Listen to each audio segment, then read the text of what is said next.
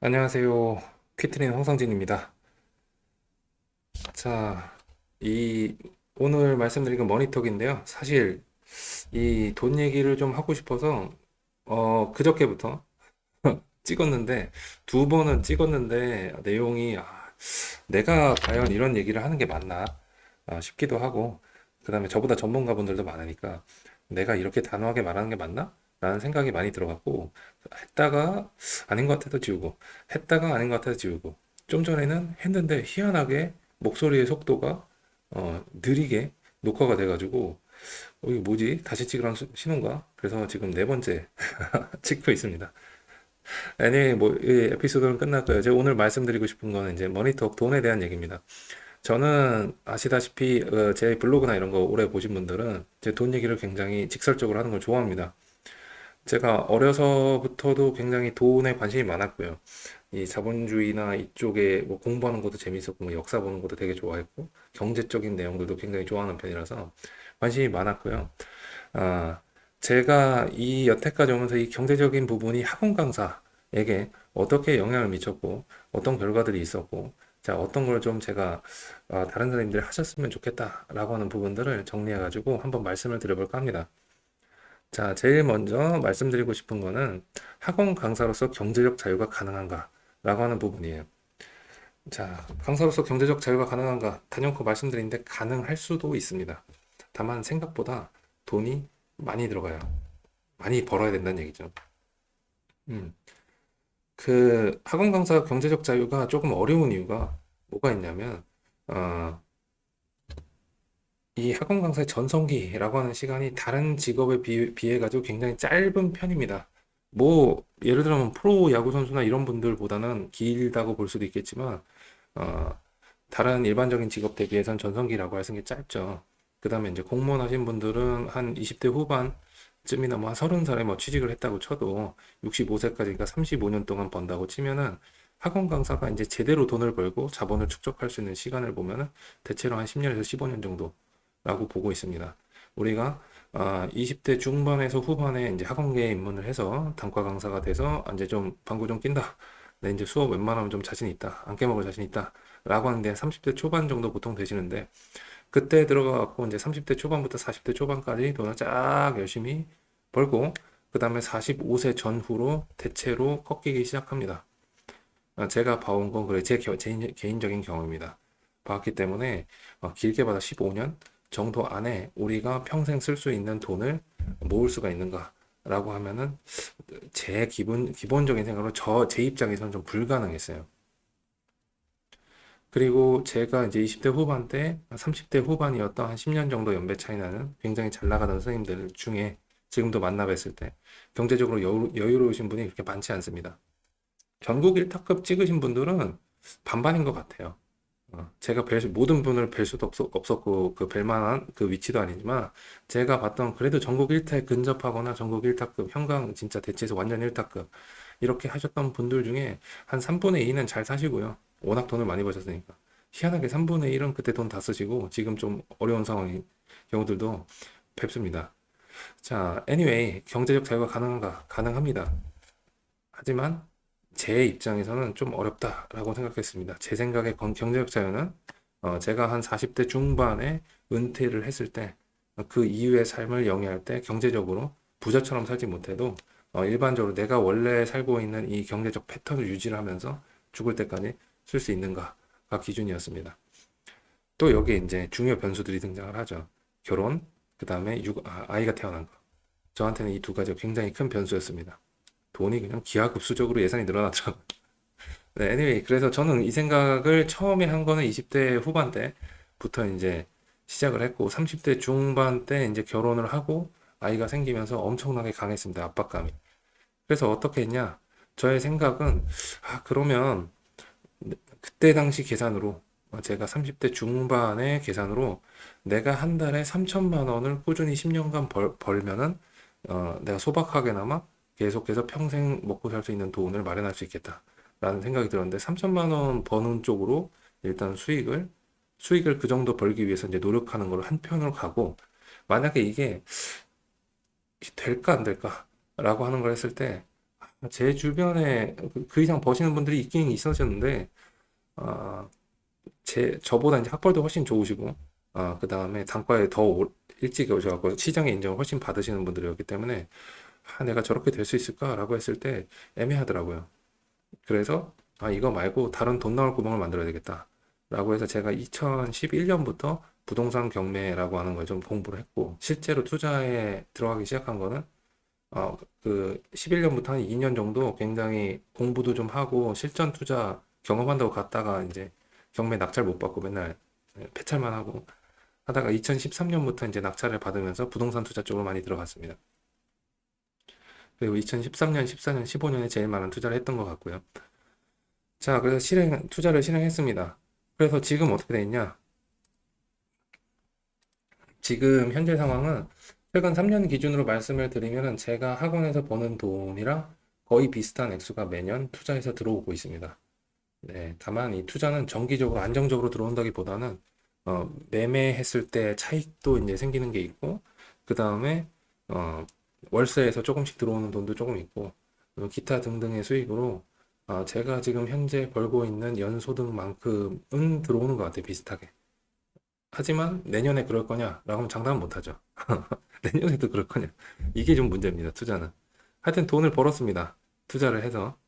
어, 벌어서 지금 어떻게 됐냐. 방금 말씀드린 것처럼 이 투자한 수익 가지고 제가 안정적으로 돈을 계속 죽을 때까지 벌 거냐 확신이 안 서요. 굉장히 투자 환경 불안합니다. 특히 저는 이제 정부에서 인정한 적폐 세력이기 때문에 다주택자로 세금을 엄청나게 후드려 맞고 있습니다. 하여튼 뭐 그래도 돈을 벌었으니까 세금을 내겠죠. 예, 내고 그만큼 이제 좀 남고 있는데 중요한 거는 그러면서 그만둘 수 있는 상황은 아니었어요. 아닌데 수업은 계속 해야 돼요. 수업은 계속 해야 되지만 뭐가 생각지도 못한 이제 좋은 효과가 있었는데 첫 번째는 투자를 공부하면서 투자 관련된 것들을 많이 공부를 하다 보니까 여기서 생긴 아이디어들이 학원 쪽에 특히 단과에서 기획하는 쪽에 많이 많이 접목이 됐습니다. 그런 걸 접목해서 실제로 실행을 좀 해보니까 주변에 있던 원장님들이나 다른 친한 강사들이 굉장히 너는 생각이 특이하다. 굉장히 기발하다. 그래서 갑자기 창의적인 인재가 돼버렸어요. 네. 그래서 그쪽으로 이제 수업하는 쪽에 굉장히 영향을 많이 받았고요. 그 다음에 두 번째는 돈이 들어오니까 제가 안정이 있잖아요. 그러니까 좀 과감하게 내가 해보고 싶은 수업들을 도전할 수 있었습니다. 이런 거 해보고 싶다. 그럼 기존의 수업을 좀 수익이 좀 나던 것들을 정리를 하고 새로운 걸 해야 되니까요. 이런 거를 했을 때 좀 과감하게 움직일 수 있었고요. 학원을 옮기는 것도 사실은 좀 과감한 이런 데서 들어오는 수익 때문에 내가 가서 만약에 적응을 잘 못하더라도 충분히 내가 먹고 사는데 어느 정도 몇 년간의 여유는 좀 있겠구나라고 생각이 들어서 과감하게 옮겼고요.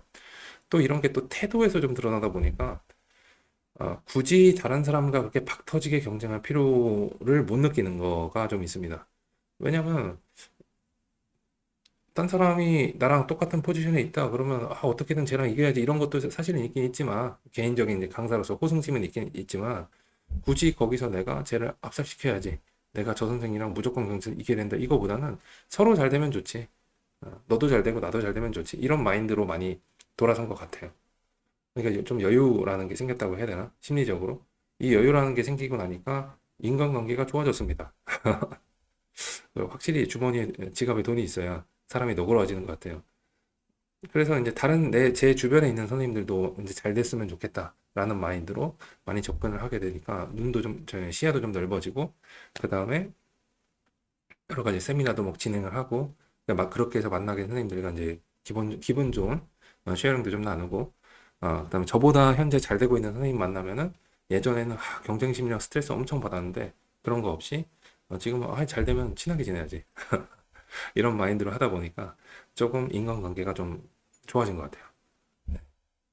그리고 학원과 이제 그 상담실 원장님들이나 대표 원장님들이나 이런 게 뵀을 때도 주눅 든다 그래나 이 권위나 이런 거에 주눅 드는 게 많이 없어졌고요. 좀 굉장히 편하게 얘기를 할 수 있는 기반이 되지 않았나. 저의 기본적인 자신감의 원천의 일부가 되지 않았나 라는 생각이 듭니다. 하여튼 좋습니다. 그때 예전에 1번에서 말씀드린 그 아이디어 시작해갖고 2번에서 실제로 실행했던 결과가 지금 3번에서 나오고 있는데 이 나온 것 때문에 저는 조금 더 발전적인 사람이 된 것 같습니다. 자, 그래서 마지막으로 선생님들한테 추천해주고 싶은 말들. 자, 뭘 추천해드리고 싶냐면, 선생님들께서 일단 본인의 현재 위치에서 현재 자산 갖고 있는 그 경제적인 부분만 자산 갖고 있는 것들을 쭉 엑셀에다 명확하게 이런 단위까지 한 번쯤은 써보세요. 자, 두 번째는 어, 본인의 은퇴 시기까지 지금 현재 시점에서 몇 년 후면은 내가 지금 상황에서 내 주변 환경에서 내가 몇 년까지 강의할 수 있겠다. 라고 하는 거를 정해보시고 그때까지 벌 수 있는 소득의 최대한을 한번 잡아보세요. 내가 얼마까지 벌 수 있겠다. 그게 맞지는 않을지언정 저도 이렇게 계획하면 다 들어맞지는 않습니다. 근데 한번 보는 겁니다. 내가 최대한 하면은 어느 정도까지는 벌 수 있지 않을까? 그래서 여기까지 이렇게 할 수 있지 않을까? 라고 하는 걸 한번 써보는 겁니다. 그 다음에 평균적으로 내가 들어가는 생활비, 비용들, 그 지금 1년 동안 내가 얼마 썼는지 뭐 카드비 다 계산해보고 현금 나온 거 계산하면 대충 나오죠. 내가 1년에 평균 얼마 정도 쓰는지. 자, 이런 것들을 기준으로 해서 그 비용을 죽을 때까지 계산을 한번 해보면은 무조건 마이너스 얼마가 필요해가 나올 겁니다. 그죠? 그럼 방법이 두 개. 아까 말한 제가 생각한 방법은 두 개. 하나는 지금 벌고 있는 학원 수입 구조에서 더 많이 돈을 벌도록 노력을 하는 것. 두 번째는 다른 돈 나올 구멍을 만드는 것. 이 다른 돈 나올 구멍 만드는 것이 이제 보통 투자라고 얘기를 하는데 뭐 주식을 하셔도 좋고 코인을 하셔도 좋고 뭐 주식 배당주 투자하셔도 좋고요. 그 다음에 부동산을 이제 뭐 주거용은 하도 뭐 세금 많이 때린다고 하니까 상가 같은 경우나 오피스텔 같은 경우에 업무용 오피스텔 같은 경우 지식산업센터 이런 것들 홍보하셔가지고 하나씩 투자해 보시는 것도 추천드리고요. 그 다음에 강사분들 본인만의 노하우를 PDF로 만들어서 전자책 팔아보셔도 좋고 아니면 본인의 자료를 만들어서 파시는 분들은 꽤 계시죠. 자료를 만들어서 판매를 해보시는 것도 좋고 제가 이렇게 유튜브를 하는 이유도 저의 1차적인 목표는 돈 버는 겁니다. 근데 1000명이 돼야 되더라고요. 아직 1000명이 안 됐으니까. 1000명이 돼서 이제 수익이 발생하면 저의 1차 목표, 제일 우선적으로 달성하고 싶은 목표는 자, 유튜브를 통해서 구글에서 돈을 받아서 제가 우리 아이들한테 치킨을 마음껏 사주는 게 첫 번째 목표입니다. 네, 하여튼 이렇게 좀 가벼운 시도라도 해보시는 게 여기저기 좋습니다. 그래서 제 참고가 되실지 모르겠지만 제 주변에 굉장히 흥미로운 케이스가 한 명 있는데 저보다 한 살 어린 수학 선생님인데 이분은 어, 평달 기준으로 해서 한 700에서 900 정도 벌었던 것 같아요. 수학으로 복동해서. 근데 이제 육아 문제로 아들이 둘인데 육아 스트레스를 와이프가 너무 많이 받으니까 주말에 고등 강사는 주말에 수업하러 가야 되잖아요. 근데 주말에 와이프가 혼자서 육아를 한다라고 생각해 너무 스트레스 받으니까 본인은 주말에 이제 수업을 안 해야 되겠다는데 이 강사가 이렇게 되나요? 안 되니까 스마트 스토어를 막 연구를 하더니 한 6개월 정도는 병행을 하더니 스마트 스토어로 완전히 넘어가서 지금 뭐 빅파워 셀러 돼가지고 잘 살고 있습니다. 그렇게 이제 본인의 커리어 피버팅이 될 수 있는 이러한 경우들도 생길 수도 있으니까요. 뭐가 됐든 시도를 좀 해보시는 거 아주 작은 거라도 시도를 해보시는 게 어떠실까 아, 라는 생각이 듭니다. 자, 뭐가 됐든 아, 돈을 많이 버셔가지고 돈을 많이 버셔서 경제적 자유를 누리면서 경제적으로 부담이 없는 상황에서 수업을 해가지고 수업도 잘 되셔가지고 본인이 하고 싶은 수업을 마음껏 하는 그러한 날들이 모두 오시기를 바라겠습니다. 자, 오늘 이렇게 해서 오늘은 이제 조금 짧네요. 15분 정도 되네요.